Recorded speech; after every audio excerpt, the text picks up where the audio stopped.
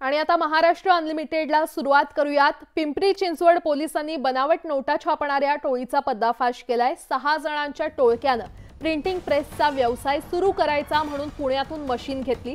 मात्र व्यवसाय तेजीत चालत नसल्यानं चीनमधून ऑनलाईन बनावट नोटा छापण्यासाठी कागद मागवला आणि 500 रुपयांच्या बनावट नोटा छापण्यास सुरुवात केली। 70,000च्या नोटाही त्यांनी छापल्या। त्या विकत असताना देहू रोड पोलिसांनी त्यांना बेड्या ठोकल्या आणि अवघ्या टोळीचा पर्दाफाश झाला। यात आयटी डिप्लोमा केलेल्या तरुणाचा देखील समावेश आहे। पोलिसांनी एकूण 6 जणांना बेड्या ठोकल्यात, तर 70,000च्या बनावट नोटा जप्त केल्यात। या टोळीची पायमुळं आणखी किती खोलवर आहेत याचा तपास सध्या पोलीस करतायत। नेमकी मशीन कशी आहे या संदर्भातला आढावा घेतलेला आहे आमचे प्रतिनिधी गणेश दुडम यांनी।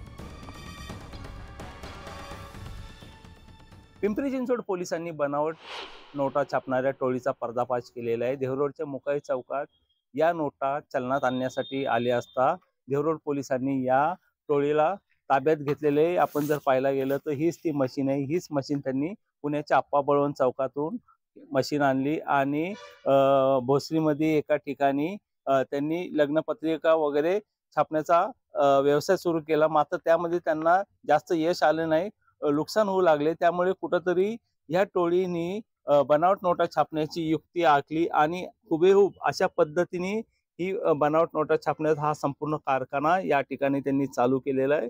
या टोळीपैकी एक जण उच्च शिक्षित असल्यामुळे ही संपूर्ण या टोळीने हा जो गोरखधंदा आहे हा इथे सुरू केलेला आहे आणि देशाची अर्थव्यवस्था खिळखिळी करण्याचा हा जो प्रयत्न या टोळीने केला होता। मात्र 70,000 रुपयाचा हा जो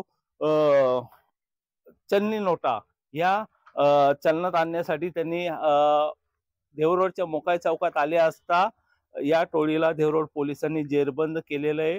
आपण जर पाहायला गेलं तर हा संपूर्ण नोटा छापण्यासाठी यांनी हा जो कागद आहे हा चीनवरून ऑनलाईन मार्फत मागवला होता। मात्र हुबेहूब या नोटा त्यांनी जरी छापल्या असेल मात्र ही छपाई करण्यासाठी लागणारी जी शाई त्यांनी कोठून आणली याचा तपास आता पोलीस घेत आहेत। परंतु अशा पद्धतीने देशाची अर्थव्यवस्था खिळखिळी करण्याचा प्रयत्न या टोळीने केलेला आहे। या टोळीपैकी एक जो आरोपी आहे तो उच्च शिक्षित असल्यामुळे त्याला ही संपूर्ण कल्पना सुचलेली आहे। त्यामुळे कुठंतरी आपण जर पाहायला गेलो तर अशा पद्धतीने या बनावट नोटा छापण्याची ही जी मशीन आणि हे 6 आरोपी आता देहरोड पोलिसांनी ताब्यात घेतलेले आहेत।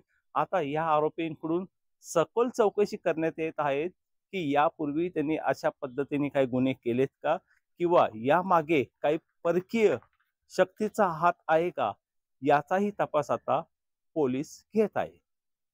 गणेश दुडम, न्यूज 18 लोकमत, मावळ।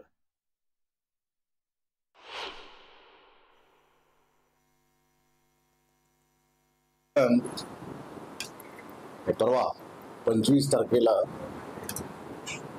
देहरोडचे वपोनी नितीन पटांगरे यांना आणि त्यांचे API आशिष यांना त्यांच्या गुप्त बातमीदारांनी बातमी दिली की एक इसम देहरोडमध्ये मुकाईनगरच्या भागामध्ये बनावट नोटा घेऊन येणार आहे।